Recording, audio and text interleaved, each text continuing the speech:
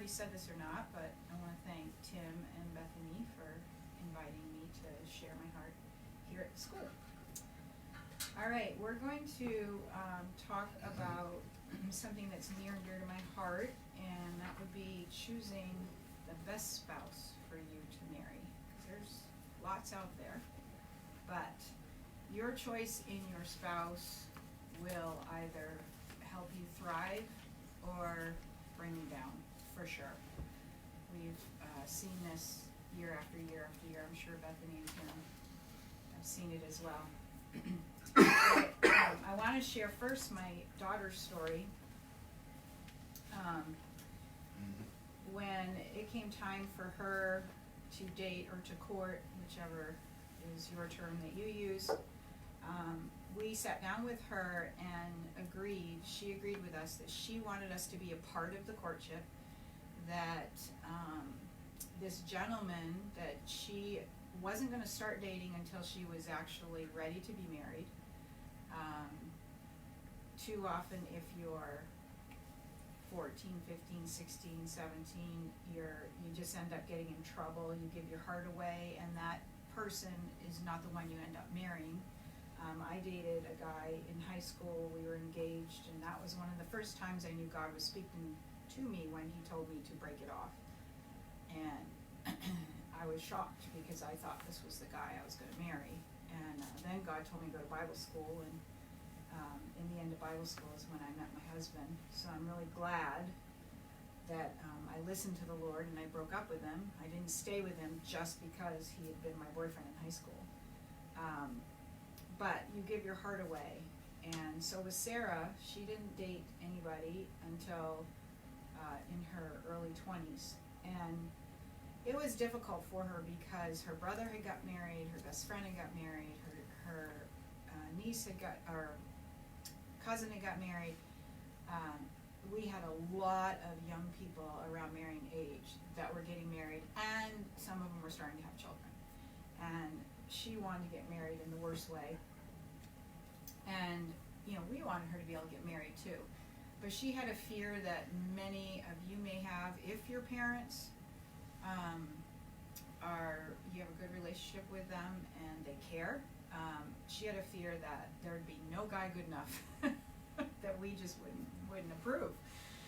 And so what happened anyway, really, I just love this story about my daughter, is the first gentleman she started to date, she agreed with us that if we saw warning signs, that we would share them with her, and she would then make a choice. She would, listen to those warning signs, and were those warning signs greater than the good that could come from this union or not. She, ultimately at that age it was upon her to make a decision. So the first gentleman she started to date was going to our church, and we saw warning signs right off. And I actually didn't really want to say anything because of my desire for her to be able to get married. And occasionally Sarah and I can rub each other the wrong way, and I didn't want to say anything. Well, 4 nights in a row, God gave me a dream about my daughter and this gentleman, and it was a warning. And I went and told my husband, and he said, "You cannot not tell her. You have to tell her your dream." And I'm like, oh. I just share this from my heart because I know if you're the one dating, you probably think your parents enjoy telling you that guy's a creep or that girl's not good for you, but we don't. So when I went to her and I said, "This is the dream that the Lord gave me," I don't even remember what it was, but it was definitely negative about the two of them being together. She instantly turned around and walked off, went and broke up with him, and within an hour she said to me, "I have no idea why I ever dated this guy." It's been proven when you start dating somebody, the things that are released in your brain, what are those called? Not the endorphins. Yeah. Is it the endorphins? Hormones. Something else. From the amygdala. You are in not a normal state. You've lost your mind. You don't see the things sometimes that you should see, because all you see is the good. And she had actually been seeing some things, but she hadn't shared it with us. And so when I told her the dream, it confirmed this was not a good idea. And so 1 hour after, it's like there had been a deception over her, and it was broken and gone. She's like, oh my God, I just can't even believe I dated him. It was that amazing. So then, several months later, she dated another gentleman who we should have sent packing the first day. But we had the same agreement. If we see anything, we'll share it with you. And we had a few conversations, both my husband and myself, with Sarah, just very limited on different situations we were seeing.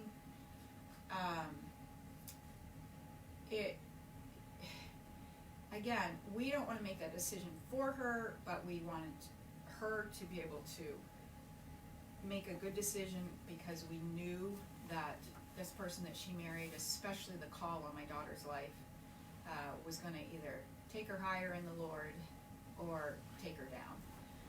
So what happened with this one is my husband asked for a meeting with all four of us, and he looked at this guy straight in the face and said, not only have you not proven that you would be a good husband for my daughter, but when I walk my daughter down the aisle, I am going to know that she's going to live a life of blessing, and she would not have that with you. And he was a very rude gentleman. He thought he could charm us, but we saw through his rudeness, and he said some not so nice words. Sarah was not talking, and I'm thinking, in this meeting, oh God, she's going to rebel. She's going to leave this meeting, and she's going to choose him, and that's it. This is going to be a catastrophe. Well, my husband and he walked out of the room, and I turned to my daughter, and she looked at me, and she said, I have never felt so protected in my whole life. I couldn't believe it. I was like, yes, God. So she broke up with him, and same situation. It wasn't an hour later, but she admitted to us there was a lot of stuff that had been going on. And I had noticed in her relationship with this young man, she wasn't herself. She was not thriving. She was very quiet. And not only did John and I have warning flags, but everybody around them, everybody that my daughter respected, loved, peers, those that were over her, aunts and uncles, everybody had issues. Her brother especially, and her brother, if you're a brother, you should be protective of your sisters. And her brother had received a couple of prophetic words that he would know when that man came along. And he, right from the get-go, said, nope, he's not the one, even though they were talking like they were going to get married.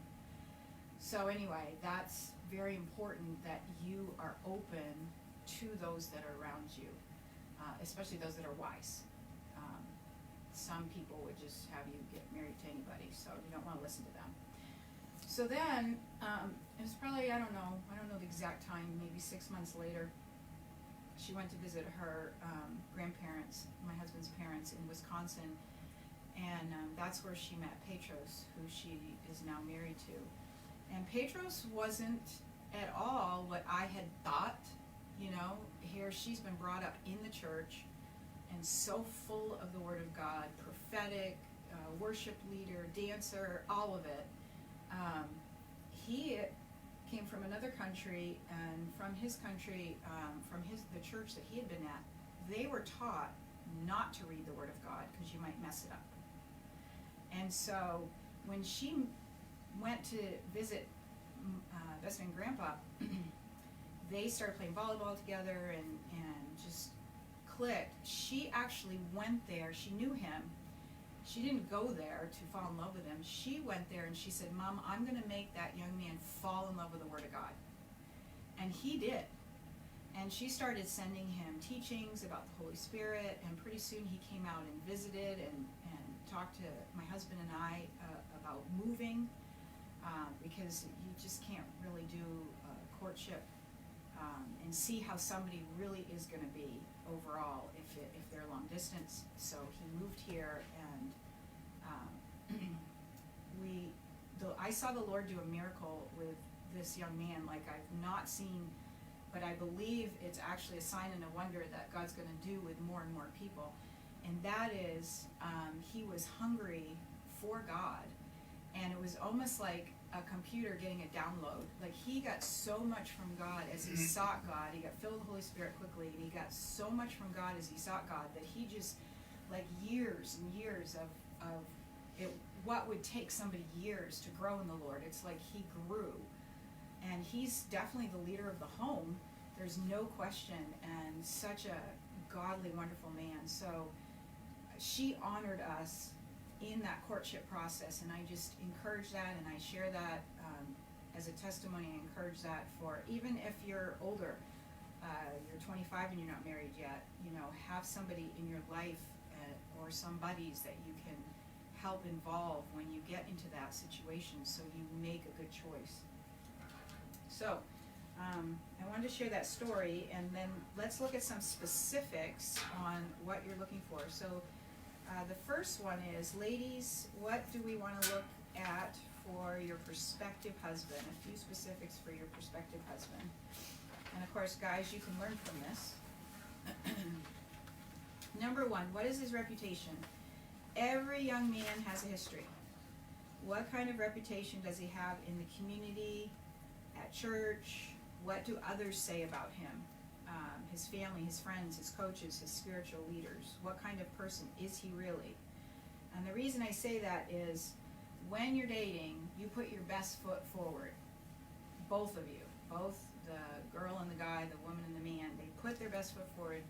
And I mean, some guys, I have personally known guys that will go to church because she's a good church girl.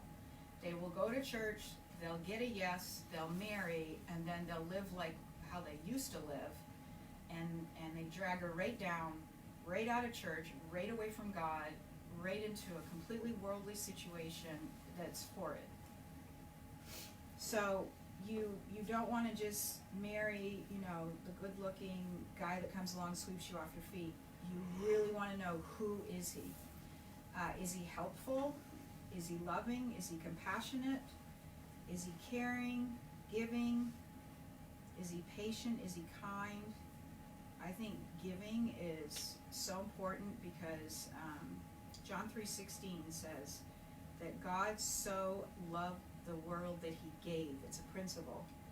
So when you love somebody or something, you give to it. And if you're with somebody, I've known them before, they're just stingy as the day is long. They don't want to give to you or anybody else. They're just going to keep it all for themselves. That's not a good prospective husband. Does he possess good manners? Is he polite? Or is he angry, impatient, jealous, worse still, a liar, and selfish?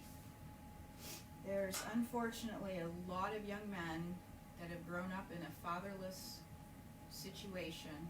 They're not taught a work ethic. They don't believe in themselves. And basically they've been sat in front of a TV and given video games. So it's developed in them this desire just to fulfill their impulses and needs at the time. And a lot of girls are settling for boys, or a lot of women are settling for boys who've never grown up into men. This is also important. Does he have healthy guy friends? Or does he only have girls for friends? And that's a red flag. You want him to be able to relate to healthy guys as well. What about his driving record? His driving record can show responsibility or irresponsibility. Is he somebody who has lots of tickets, been in lots of wrecks, and in trouble with his parents about the car, the family car, or his car? This is all under what is his reputation. This is so important as well. Does he seek and receive counsel from wise men and women in his life? Does he seek and receive counsel from wise women and men in his life? I knew a young lady, started dating somebody, and it became evident just after about a month that anybody that tried to give him any kind of wisdom, any kind of correction, any kind of direction, he rejected. Anybody at all. And she just went headlong over heels, and now they're divorced and have lots of children. And it's a mess. Does he have problems with authority figures? That's a huge red flag. And how about this one? Does the buck stop with him, or is whatever situation everybody else's problem, everybody else's fault? It's everyone else's fault. I love a guy that will take responsibility, shows maturity. Number 2, those probably aren't in order. We probably should have done number 2 first. Does he really know God? So, like I shared before, we've known of men that have gone to church, won the woman, and then taken her out of church, taken her completely away from the Lord. So it's not just enough that he goes to church. So is he a part of church? Is he a part of a team? Is he a part of helps? When there's a cleanup day, does he sign up? Does he do building projects over there? What is his heart? Is his heart to thrive in the church, or does he just do what barely necessitates so that, he gives you the appearance that he is with God?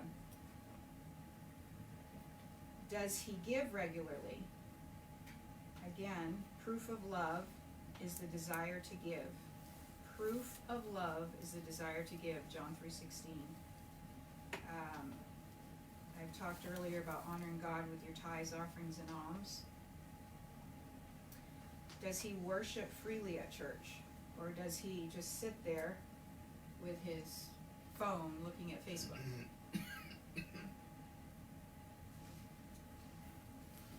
Does he read the Word and share it with you?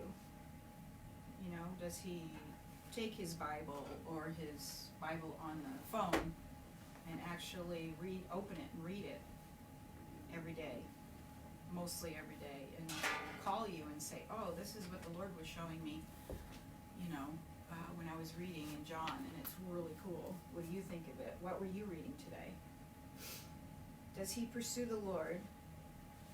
I'll just put it all in one paragraph, such as encouraging one another's spiritual vision, being actively involved in ministry, going to prayer meetings together, reading the Word alone as well as together.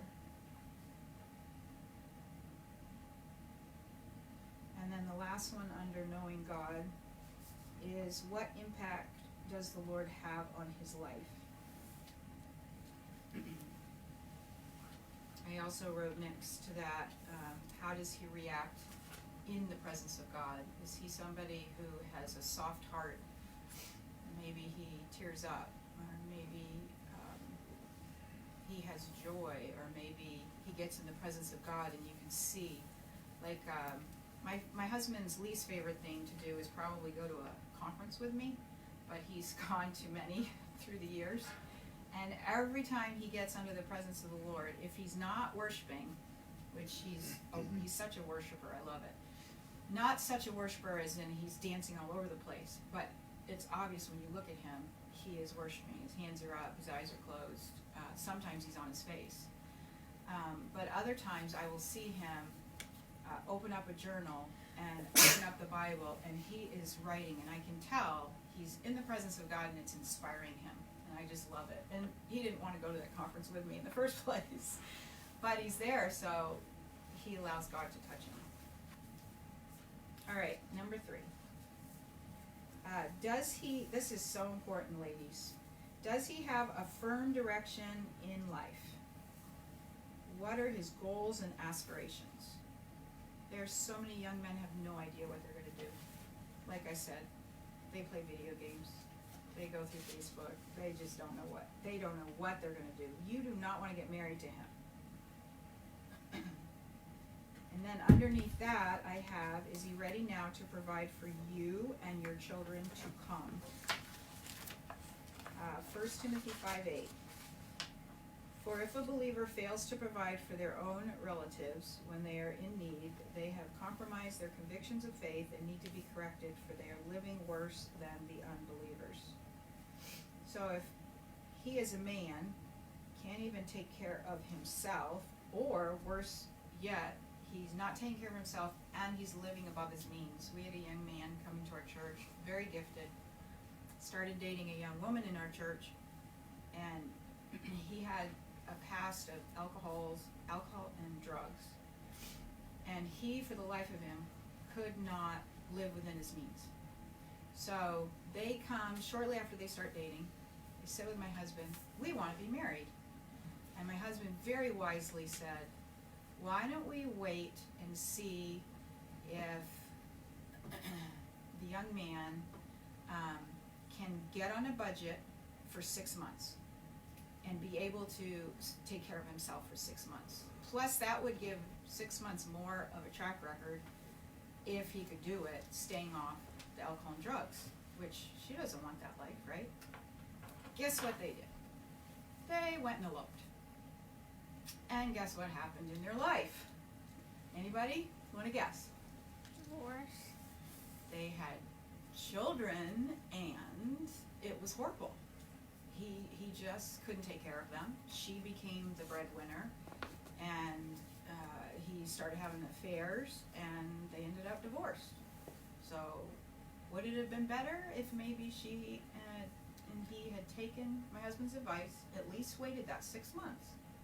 You can wait 6 months instead of bringing kids in the world and causing them all the pain of divorce and all the rest of the pain that they did have. 2 Thessalonians 3:10 says, for even when we are with you, we commanded you this, if anyone will not work, neither shall he eat. Yes, you in the back. You're starting with gals, and I know sometimes, whoever you start with feels kind of picked on.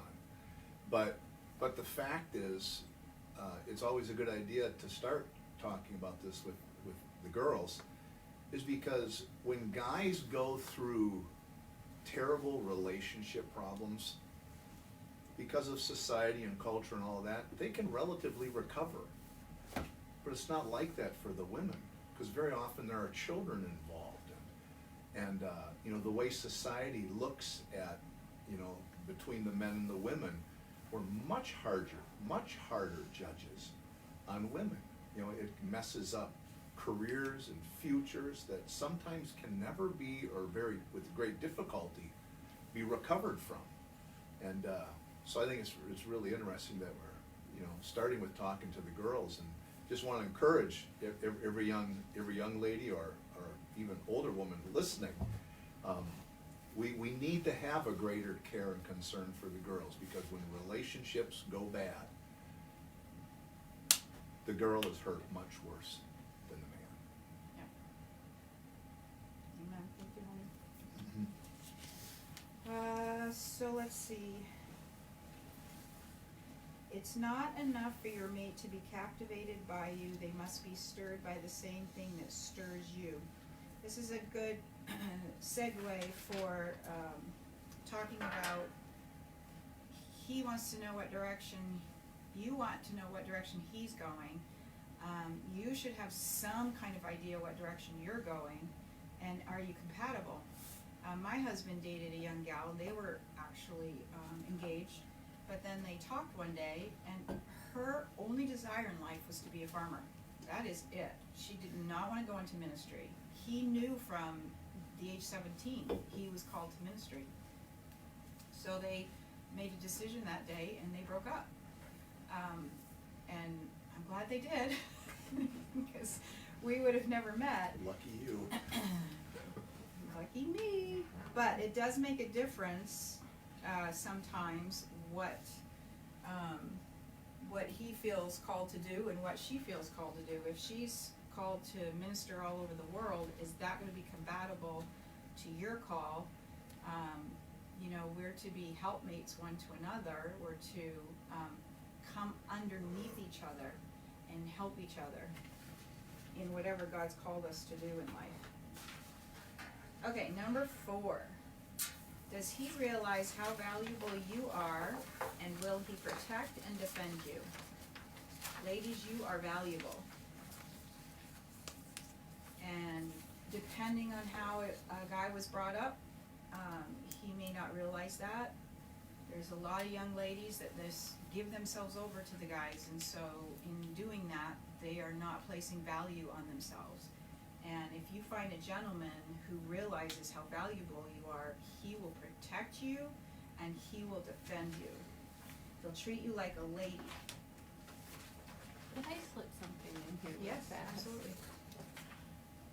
I've heard it said that guys are like hunters, and not in a derogatory sense, but they're on a mission, and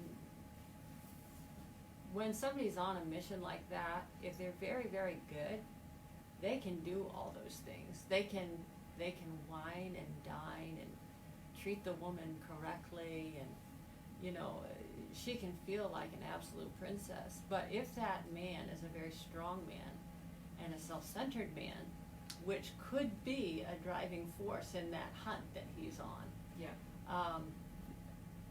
he may put on a pretty good show. And that person actually may find themselves trapped in a very aggressive relationship with a self-centered man that just knows how to hunt well. Absolutely. Well, Exactly. that's where, the That's second true. guy that Sarah dated was like that. Yeah. And so he was around a little bit longer than he should have been, but yeah, he was like that.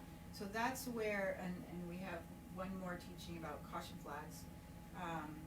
Hopefully, those that are around this couple can learn to spot, even though he's a super charmer, and even though everything seems right, there's something inside. There's something inside the gut of mom or dad or brother or sister or... That gut feeling is so important. It is. It is so important. And what you said too about time always tells. Yeah. If that's cut short, that's just very dangerous to do. And I don't want guys to think that I'm just like on this kick about men being hunters. That sounded terrible, but a guy it can be on a mission. You know, I'm not trying to be derogatory. Yeah, that's part of the But male nature. There To is a be the tendency hunter, yeah. of a guy. Yeah, I just felt like I put it on a terrible slant, but I did want to say that. One of the ways that you would hope that he would protect you is if a stranger was approaching you, would he put himself in harm's way for you? If someone attacked you verbally, would he stand up for you?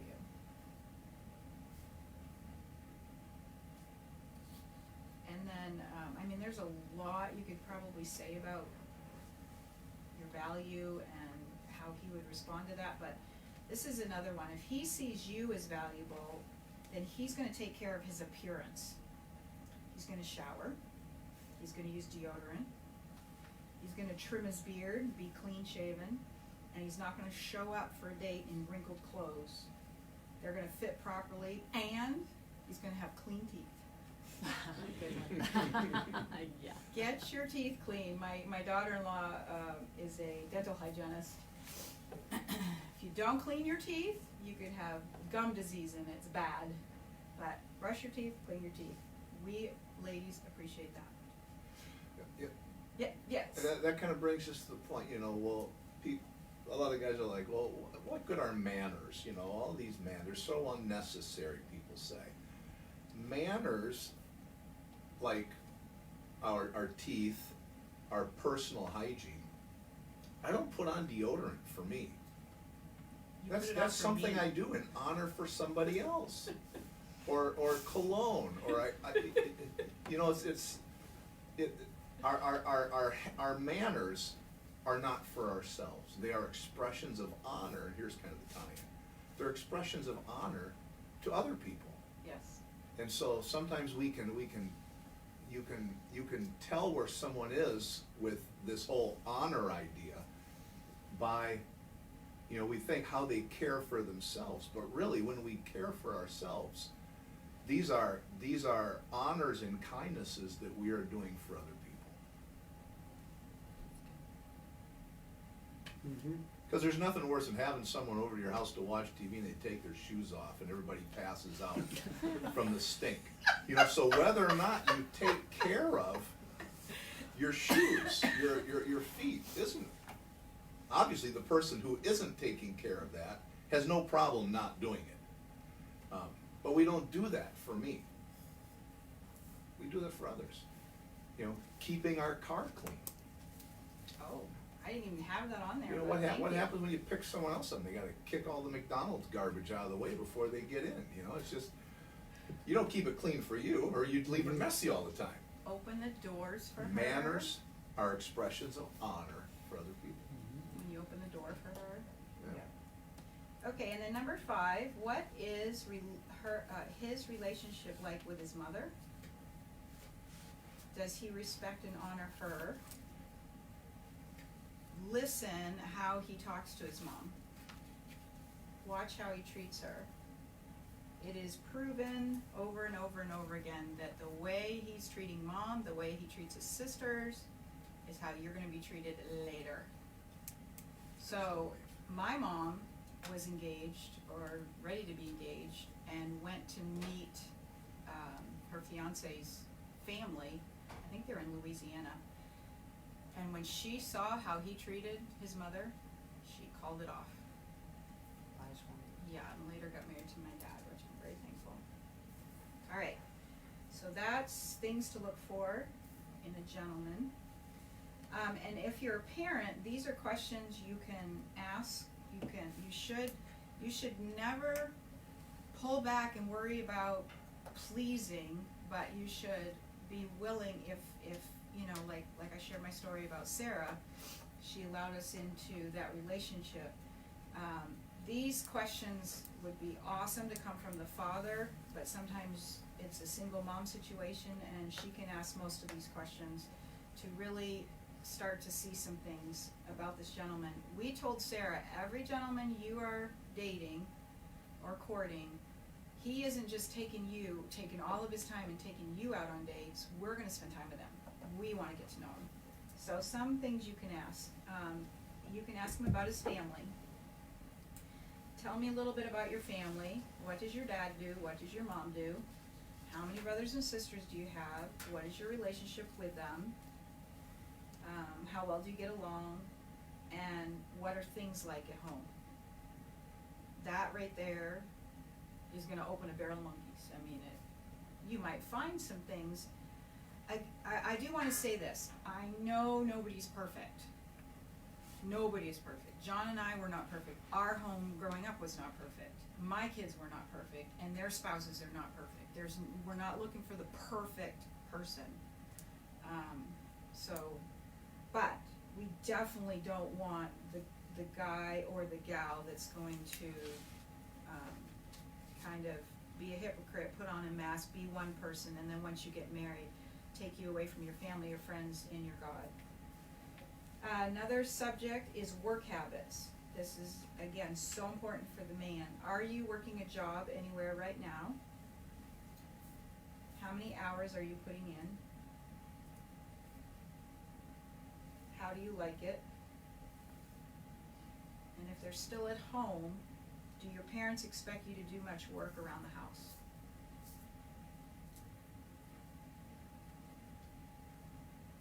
There's And that was a list of what? these are questions for dad or mom to ask of a future young man. And this is under work habits. There is a book I have about teaching work ethic to young boys. I wish I had it with me. It is so good. And again, we're in a fatherless society where boys are left to themselves instead of being taught how to fix a car, how to build a house, how to fix the faucet, the toilet, the different things that men used to always teach their sons how to do. And we're in a different society nowadays. Life plans. What do you plan to do in the next few years? College, work, military? You'd be surprised at how many couples go together and they know nothing about real important stuff, and all of a sudden it becomes a huge issue after they get married. What are the things that interest you the most? What do you like doing? What's your biggest goal in life? And the last phrase I have here is, you know a man by studying his focus. You know a man by studying his focus. And then Christian testimony. Do you go to church regularly? Do you like it? Are you part of a helps ministry? Have you ever been on a mission trip? Would you mind if I asked your pastor about you? If he comes from another church, it's a really good idea to ask the pastor about him. If you ask the young man, can I ask the pastor about you, and he looks really scared, you want to call that pastor quickly and find out why. Tell me who Jesus is to you, and how long have you been a Christian?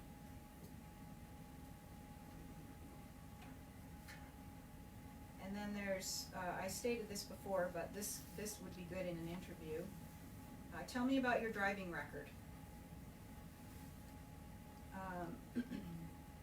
Again, if a parent is at all concerned about his driving, which shows no self-control or could show rage, then ask these questions. How many tickets have you received? Have you ever been in a wreck? Have you ever gotten in trouble with your parents for being irresponsible with your car? And that's also important because they'll be driving your kids if you marry them. And you. I'll be driving my grandkids. Yeah, it's true. Another one to ask, if you dare, is addictions. My daughter was convinced they wouldn't be honest with you, but that is important to find out if you can. And the question I would ask is, what do you turn to when a tragedy takes place in your life? Do you turn to God, family, friends, church, or do you turn to alcohol, sex, drugs, and porn? Any one of those things. We had a couple years ago that he had come from a broken home and had all of those worldly addictions. And when he came to us, completely repented, got with God, got filled with the Holy Spirit, realized it would be a good idea not to date, but to really immerse himself in the Lord. Well, even though he asked us to help him set a boundary in that way, he soon fell in love with one of the young gals. And my husband sat down with her, because he was like a father to her, and said, why would you get involved with him right now? He has no track record. If you look at his track record right now is, everything went bad, so I'm going to drink. Everything went bad, so I'm going to do drugs. Everything went bad, so I'm going to find another girlfriend, sleep with her. So why would you go with him?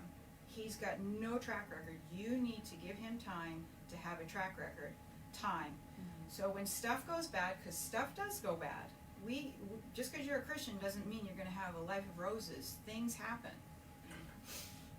We lost our grandson a couple of years back, and do you know what the percentages of husbands and wives that divorce after that? It's like way up 80%, isn't it? Yeah, it's almost 100%. I mean, it is such a high percentage. It's so devastating, and it was so devastating to our family. When We, a of husband and course, wife lose a child. when the husband and wife lose a child, you know, just talking about life happens, and this happened. The enemy stole our grandson. My daughter-in-law, if anything, threw herself more into the Lord. They've stayed together, which is just, it's a miracle. And God's given them 2 beautiful little girls since then. So it's important that he have a good track record. Dating standards. I like this. When I ask you what it means to be late, what does that mean to you? So, when Petros came for the very first date with Sarah, I was in the kitchen of our other house. It's really big and open. I was in the kitchen waiting. My husband was cleaning his gun. Petros walked in and came over, and my husband's over by the fireplace sitting in one chair, and Petros came over to sit in the other chair. And he literally goes to sit in the chair, and he's kind of like this. I'm not feeling too comfortable. He goes like this, and my husband goes with the gun. He goes, good. And then he says to Petros, what time, no, where are you taking my daughter? And he says, and what time are you coming home? Petros was so funny. He was just like, we're going to dinner, and I'm not sure what time we're going to be home. And as soon as Sarah, because Sarah was downstairs getting ready, as soon as she came up, honey, what time are we coming back? And she said, oh, I thought we'd come back around 10. They got back at 9. It was really comical. It was really fun. So these are some things you can say directly to him. I'm going to challenge you to purity. That means guard her innocence, not just her virginity. Respect and uphold the dignity of my daughter by keeping your hands off of her. So guard her innocence, not just her virginity. Respect and uphold the dignity of my daughter by keeping your hands off of her. Do you understand what that means? And let him just, this is, you're interviewing, so these are the questions you ask, which starts a conversation. I understand, and this would be if it's a dad, obviously not a mom. I understand and remember what the sex drive of a young man is like, and I'm going to hold you accountable for your relationship with my daughter. Could I say something real fast? Yes. When a guy pushes boundaries that have been set, that the girl may have, he may think they're too straight-laced, and, basically push until he gets what he's looking for. That's also a huge red flag. Absolutely. Because he'll never stop that. That's his tendency, if that's what he does. Yeah, that is not honor. It's the opposite of honor. Absolutely. Dishonor. And of course, the root meaning of honor is to value highly. Right. Mm-hmm. And, Yep. he would be demonstrating that he values his own motivations more so than someone else's boundaries. That's exactly right, because that'll translate into every interaction in that relationship, if that's allowed to continue. I think I've seen too, which is super sad, is a lot of young gals, because the guy goes to church, because the guy says he's Christian, they assume he's going to act like one. And so they're surprised when he takes them out after even interviewing like this. We know of so many. Well, it would be opposite, it would be true too. Sometimes women are strong and overbearing, and if that's how they do, they come into the relationship pushing boundaries and disrespecting and disregarding. That will be their MO throughout that relationship. Yeah, it's not just a guy thing. Guys tend to be quite strong in their personalities and leaders and that sort of thing, but ladies are very capable of it as well. Absolutely. So, yeah. How much time we got? It's 1:34, so we're going to 1:50. So you have about 15 minutes. Okay, let's get started on men. This is what you can look for your prospective wife. And we'll start with number 1. What is her reputation? Same thing. She has a reputation in her community and at church. What are others saying about her? Her family, her friends, her coaches, her spiritual leaders. Who is she really behind all the makeup, clothes, fake nails, and hair?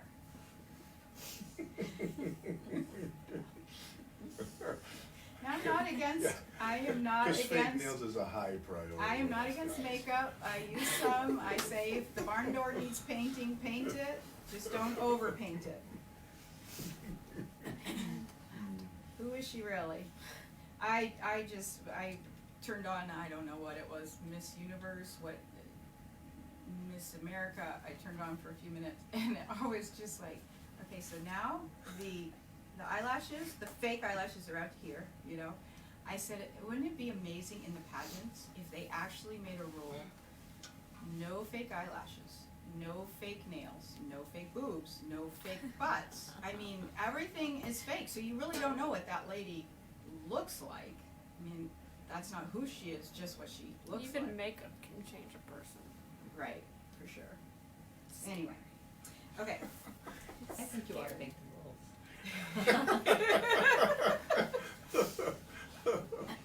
We digress. Is she helpful, loving? Is she compassionate? Is she faithful?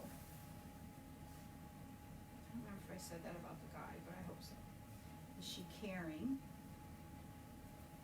Is she generous? Is she patient? And is she kind? A beautiful, beautiful example of this in the Word is Rebecca. Eleazar was sent to find a wife for Isaac, and so he sent a certain place, and we all know he put out kind of a fleece, and Rebecca, what I didn't realize is Rebecca, she's the daughter of a nobleman, so she's not like a servant girl that was at the well that normally drags water around. But she, when she saw Eleazar, who's with all these camels and all these other men could have taken care of themselves. She said, can I give you water and can I give water to the camels? So she showed that she was a noble woman, a humble woman, and the reward for that was to marry Isaac. Or is she loud, brash, defiant, and rebellious? Always looking for a party. There's scripture about a woman like that. Proverbs 7:10-12. That's when their rendezvous began. A woman of the night appeared, dressed to kill the strength of any man. She was decked out as a harlot, pursuing her amorous plan. Her voice was seductive, rebellious, and boisterous, as she wandered far from what's right. Her type can be found soliciting on street corners or just about any night. I wrote this phrase down. Because how she, her appearance, how she dresses, I think it's 1 Corinthians 6:19 or 5:19, talks about all that I do to glorify God. And I studied that out, and many, many years ago chose, that's my choice. Like everything I do, I want to glorify God in it, and that includes how I present myself. Scripture talks about us ladies being modest, and when you interview young men, especially if they're looking for prospective wives, they don't want somebody dressed like a harlot. They don't want somebody who's dressed to kill. Like this said, dressed to kill the strength of any man. They want somebody who is beautiful inside and out and carries themselves with grace and modesty. So I wrote this down. Does her appearance cause a man to desire to protect her or to conquer her? Because we can argue all day on what's modest and what's not modest, but guys can tell you. When you look at her, are you wanting to value her, to treat her like a lady because that's how she presents herself, or are you wanting to conquer her because she's presented herself in that way? Does she possess good manners? And my husband told me after we got married that our courtship was kind of interesting. We had a fun little story. He was in Maine when I was in Tulsa going to Bible school, and my dad happened to stay at the same house he was at. My dad was selling his business. So my dad said to me one night on the phone, if you brought a young man home like John, I would approve.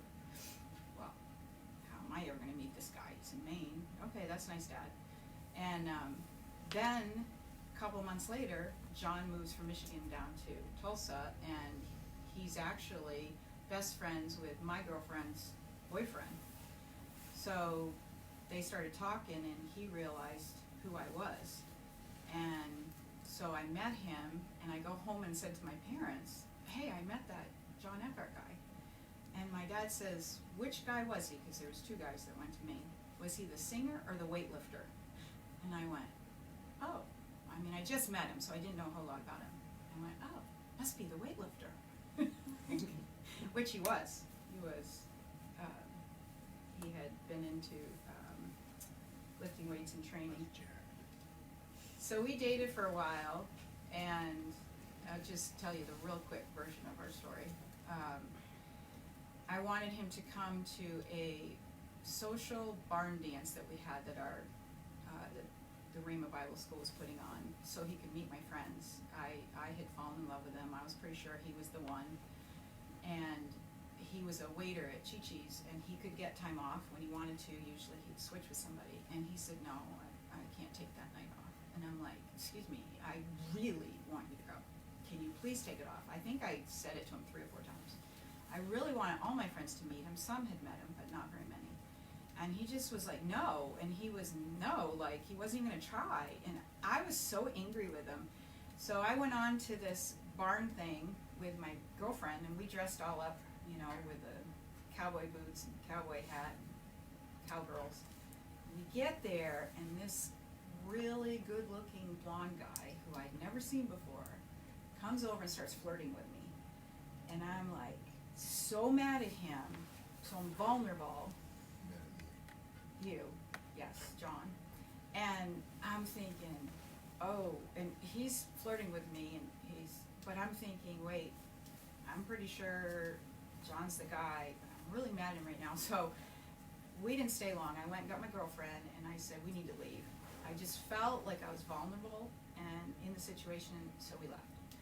So then he had asked me to go on a date with him on Tuesday. On Monday, I decided, okay, I'm gonna get serious about this. I'm gonna fast, and I was no good at that. So I'm gonna fast, I'm gonna pray, I'm gonna ask God, is he the one? Because I told you before, I was engaged in high school, at the end of high school, and I thought he was the one. So, is he the one? So I sit down, I didn't have any breakfast, just doing liquids. I get my Bible, and I open it, which I never tell anybody to do, and I'd never done before, but I opened it, put my finger on a scripture, and it's John chapter 1, verse 6. There was a man sent from God whose name is John. I went, oh, that's too cool. Close my Bible, fast is over.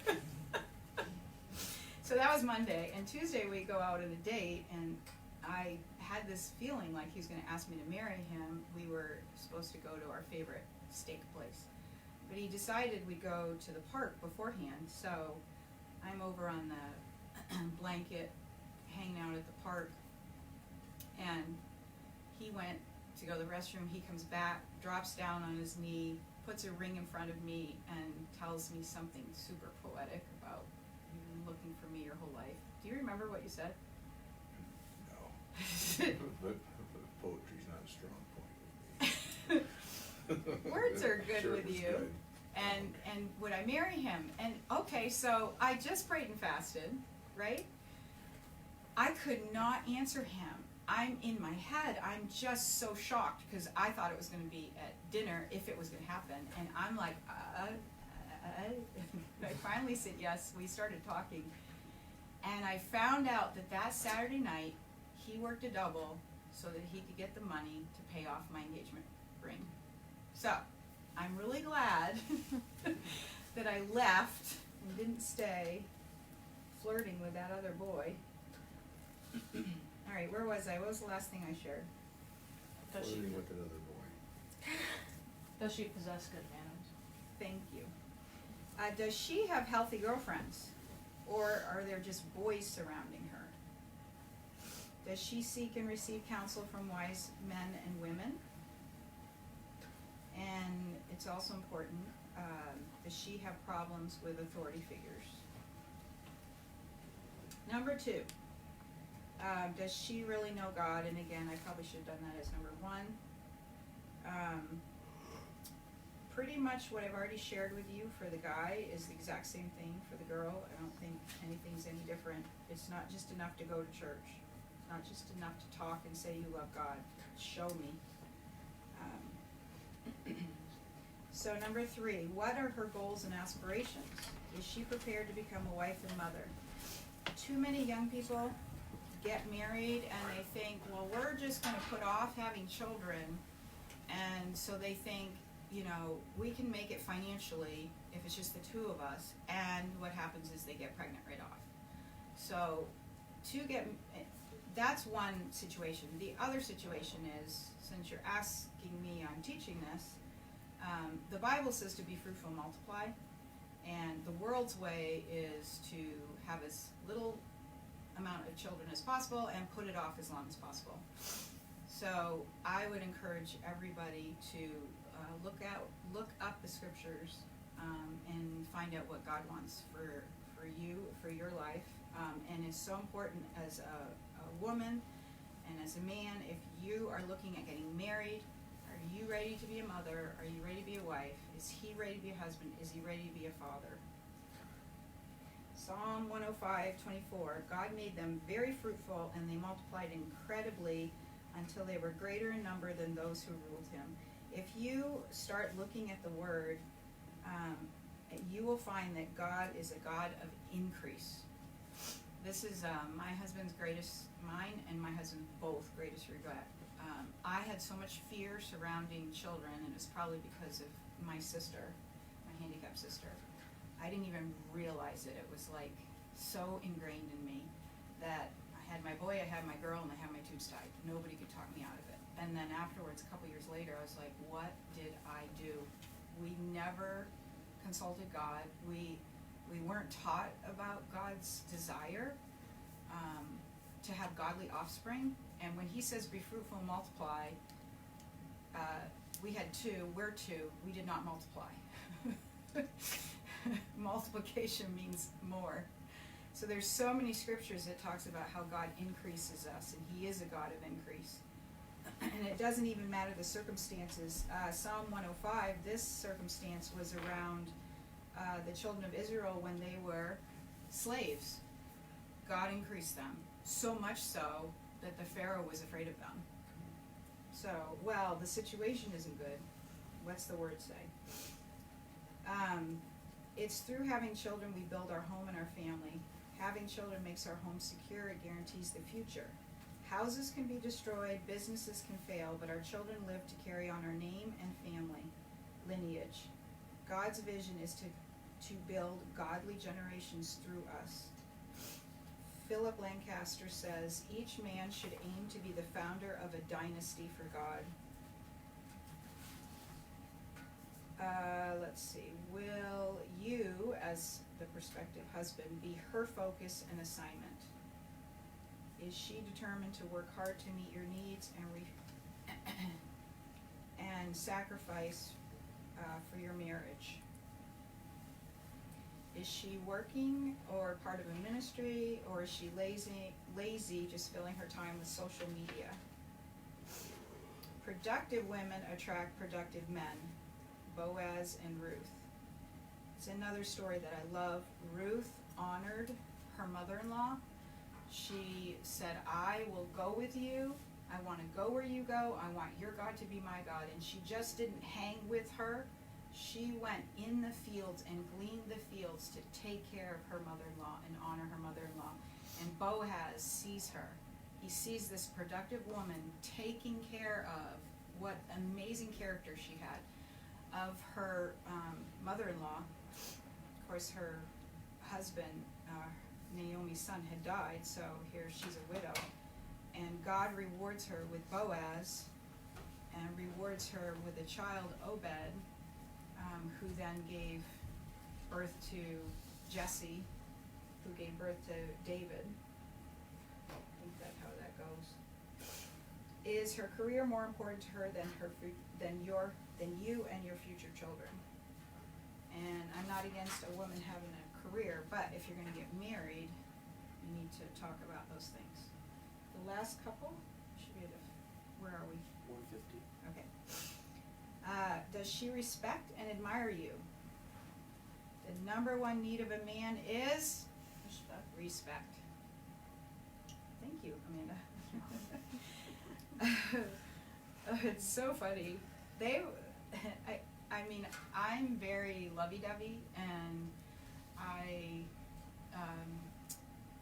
would always say, I love you, I love you, I love you, but I realize when you talked about how you respect your husband, it means so much more to them. Yes, it's nice that you love me, honey, but for them to be respected in your eyes, to be respected in their family's eyes and the community's eyes is everything. Good wives honor the men you want him to be. Does she speak destiny to him, even if he's failed? Does she cover your faults and praise your strengths, or does she complain about your failings? Marriage will thrive in an atmosphere of praise. The right people energize you, the wrong people exhaust you. That's a principle. The right people energize you, the wrong people exhaust you. You guys know what I'm talking about. You've been, we don't have to talk about boyfriend, girlfriend, but you've been with somebody and afterwards you're just exhausted. It's like, oh Lord, have mercy. And then of course, does she take care of her appearance? Is she clean and modest, her hair fixed, her teeth clean, blah, blah, blah. Number 5, last one. What is her relationship like with her father and her brothers? How does she respond to her father? How does she respond to her brother? How does she relate to men? Matters, because it's going to be how she treats you later. Tell a story about my son, because we talked about are they givers. When my daughter graduated from high school, my son asked me, will you please help me with the gift I want to give Sarah? He's 2 years older than her. I said, sure. So he gave her, he had a couple cars at the time, and he gave her, I forget the year of it, but it was a black Nissan Maxima. So what we did is we took the key, we put it in a little pretty gift bag, and we hid it, and we told her she had to find her present from her brother, and she ran and looked everywhere, then she found the bag, and she pulls out the tissue paper, and the keys went flying, so she went and found the keys, and she said, well, the only thing in this bag is keys. And I said, she looked at me, and I said, well, maybe it's in the car. So we all piled outside, and it was a pretty cool moment. She's rummaging through the car. She opens the door and she's rummaging everywhere. She comes out and looks at us and says, there's nothing in the car. So we're like, maybe it's the car. She loved that car. She drove that car. It was so hard for her to switch vehicles when it was time to say goodbye to that car, because it was so special that her brother, he was crying, we were crying, she was crying. It actually had the floorboards, had a hole in the floorboards. I mean, she ran that car into the ground. But anyway, anybody want to make a comment or question to end this session? We've got red flags to look at in the last session. I just have a thought. I kind of think it's nice to have a partner that is capable of thinking. Sometimes people don't process things well. They don't think, but marriage is a partnership, and one of the most valuable spouses is one that offers a perspective that the other one does not have, and that requires the ability to think things through beyond just a surface level.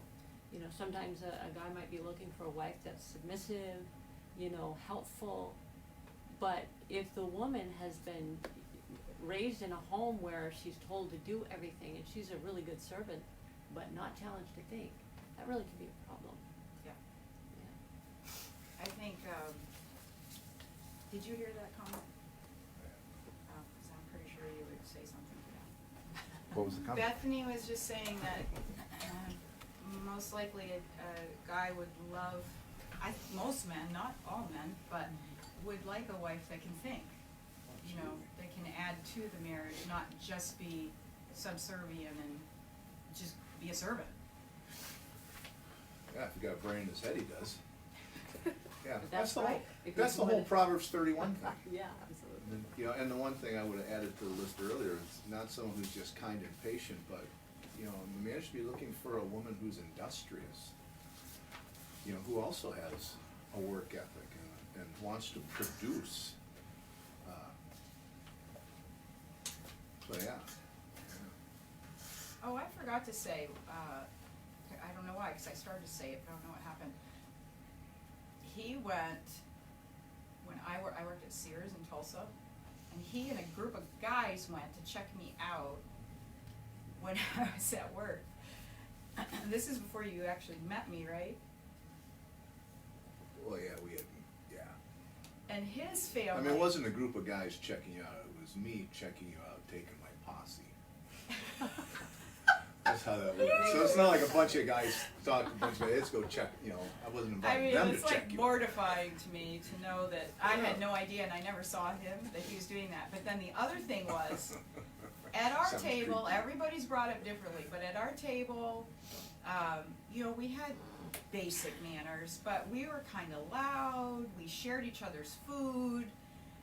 He was brought up and trained how to eat in other cultures. His dad worked for the United Nations, they moved, they lived in Africa, his mom lived in Sri Lanka, went to Belize, went, you know, all these different places. So he had all these manners down, and I didn't know this either. The first time he took me to dinner, he's looking, he's watching, like, what would, If you had any culture. yeah, if I had any culture. If you were just- I don't know how I passed. And then we were engaged and we went to Michigan to meet his family. I was so nervous to meet his dad because his dad's an educator, and I just was so nervous to meet his dad. So we're at a table about this big here, having dinner, and I'm where Abby is, and his dad's here, and his dad says, can you toss me a roll? I picked the roll up and tossed it at him. I played softball. It just was instinct kicked in. I heard toss. I picked it up and I tossed it, and Mr. Eckhardt went.